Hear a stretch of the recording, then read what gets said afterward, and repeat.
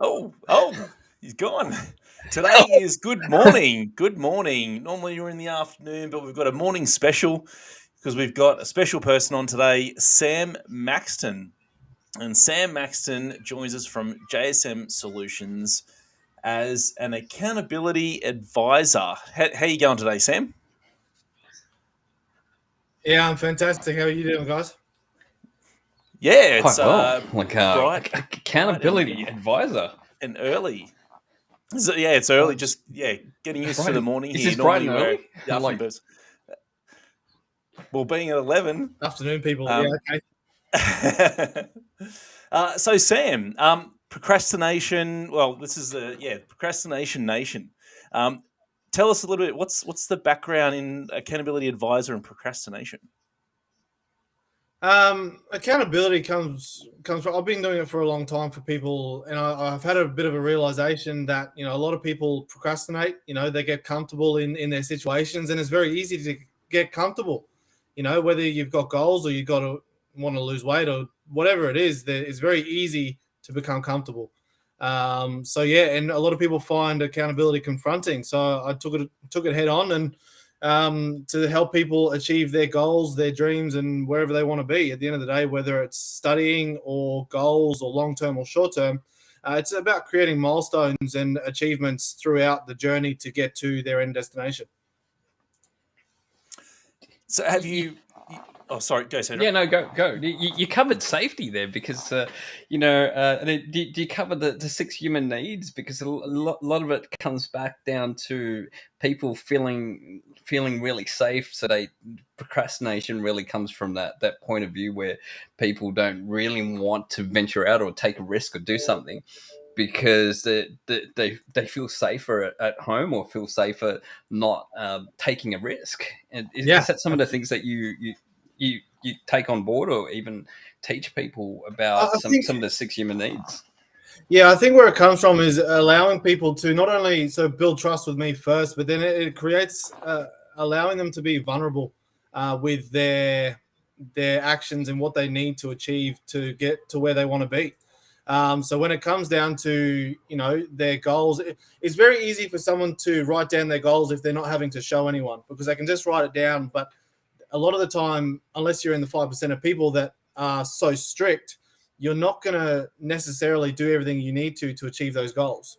So, I guess where I am coming from with it is to try and be an earpiece for someone, to just help them in all aspects, whether even drinking enough water, because that's super important. But just helping them achieve little bits and pieces to get to their end result, whether it's a 10-year goal, 5-year goal, 3 months, 6 months, whatever it is. Everyone's got something that they want to achieve. And if you don't have that strict regime or even a coach, a lot of coaches do accountability. But when it comes to everyday people, just having someone there to listen, because we have 2 ears, we have 1 mouth. Too many people just do a lot of this and they don't do enough listening. So, through my background and all the experiences that I've had, it's very important. Sorry, what did you say? Oh, you said something about listening, didn't you? Good stuff. There we go. So, has this come from experience? Have you experienced procrastination? I think everyone experiences procrastination on some form or level, whether it's again to do with business or health or just life in general. I mean, there's a saying that I sort of was told a long time ago. You've got yes people, yes no people, no yes people, all these sort of different, and then no people. There's a lot of people out there that'll say yes to something, but then later on they'll turn away and say no because of one reason or another. Procrastination, again, comfortability. It comes back to, well, do I want to sit on the couch or do I want to go and work out? Or do I want to achieve my goal or do I want to watch TV? So procrastination is huge. So for me, it's about working with people to go, well, where do you want to be? And something that I wrote down at the start was kind of like, well, what was your childhood dream? Where did you want to be as a child? Not everyone achieves that because either it's ridiculously silly or they don't think they can get there. But we can achieve anything we want in life. It's just whether you put your mindset to it and go and chase it. I'll give you an example. My son told me This is a pretty big story, but I like this one. My son told me in the car, I was driving him to school, and he goes, "Dad, I want to play for the Brisbane Broncos." I said, "Great. You've got a bit of a process before you get to that. You're 8 years old." So at the time, he wasn't really doing well at school. Not that he wasn't doing well, he just wasn't finishing his work. He wasn't eating food properly. So I said, right, if you want to play football or play rugby, you have to eat your food, you have to grow big and strong, and you have to do your schoolwork, because that's important. You need to understand, how the school works, and that's important. So ever since I told him that and gave him that conversation, he now eats all of his food. He does all of his schoolwork, and he tells everyone, "I'm going to play for the Brisbane Broncos one day." So I've got a motivation set for him. That's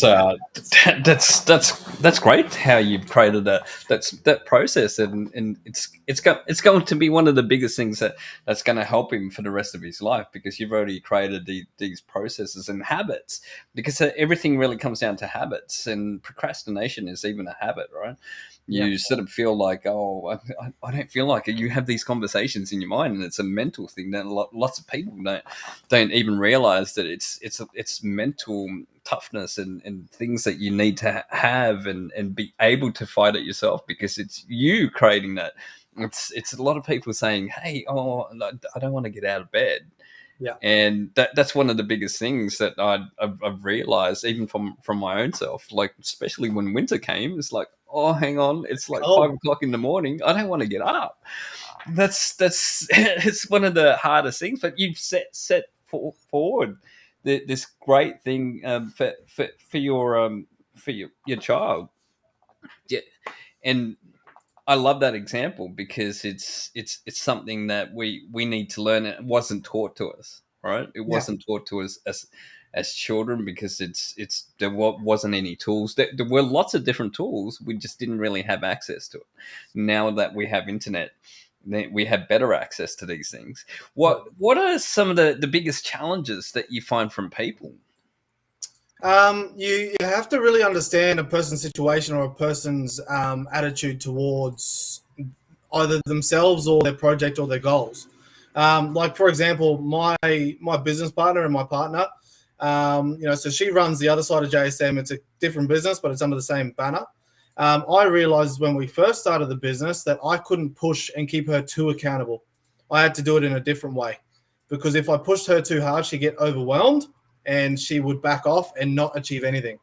So we've had to figure out a way where you need to understand the person that you're talking to. And that's where a lot of what I've learned over the last 8 years through sales, emotional intelligence, empathy, it's understanding human nature. And I'm not a doctor or anything like that, but it's understanding people and people skills. And it's just understanding who they are, what they want to achieve, and how far they are willing to take it. So on that, if there are anyone that is feeling like they are getting some pushback in their business dealings or whatever, are there some tips that you can suggest? So pushback from themselves, is that what you're talking about? Yeah, if they're feeling like the deal or the business or the current business partners, they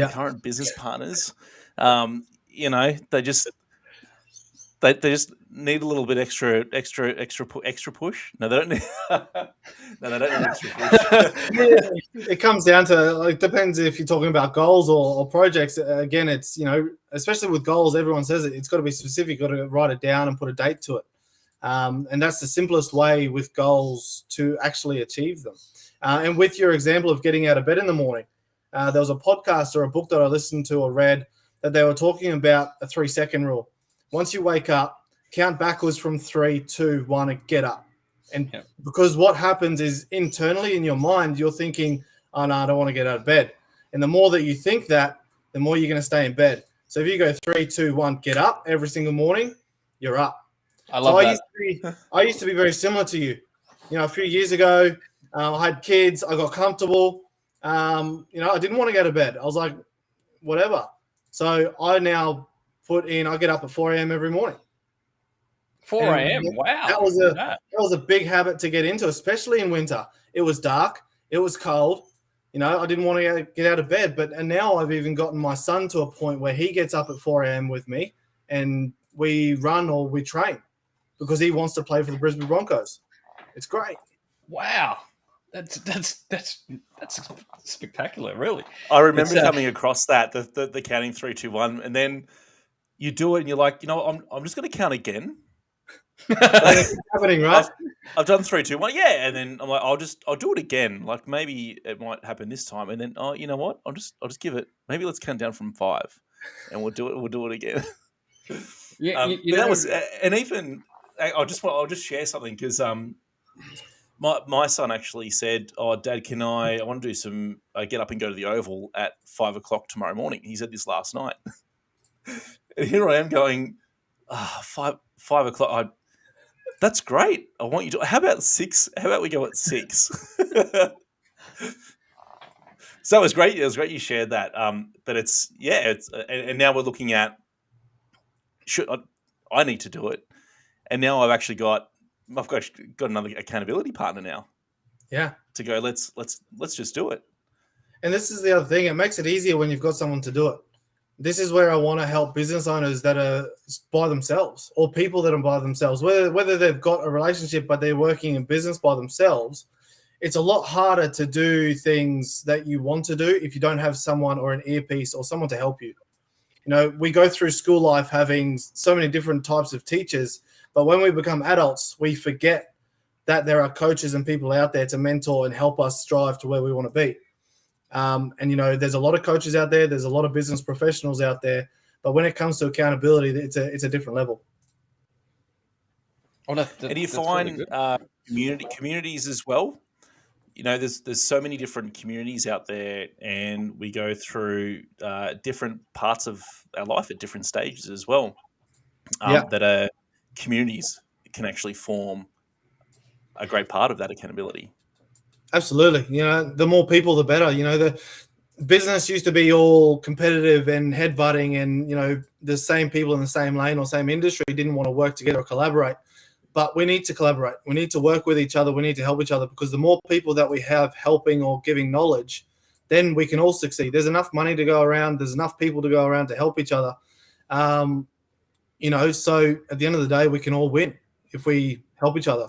My goal personally is to impact 1,000 people's lives each year, whether it be, again, personally or professionally. That's what I want to do. That's what I want to achieve. And that's where the accountability stems in as well. I want to help you achieve that goal. 1,000. That's 3 a day. That's 3 a day. That's 3 a day. Yeah. It's because there's something I've always wanted to do. There was this movie a long time ago with this kid with trying to make a difference, and it's making 3 acts of kindness a day was or what he had to do was pick 3 people to be kind to and then the only thing he really wanted to do was for them to do the same. And it sort of snowballed, and he didn't really realize it because it was a sad movie. He died in this movie, but there's lots of people that talked about it afterwards. But three people a day, and if you can get that to snowball and get other people to do exactly the same thing, it's you're going to create a storm out there. Yeah, well, I've actually been challenged by someone I keep accountable on a daily basis. He's challenged me to make a list of everyone that goes on that and create a book out of it. So, challenge. When did it start? When did it start? And have you already started documenting it? Yeah, so I document it quite a lot.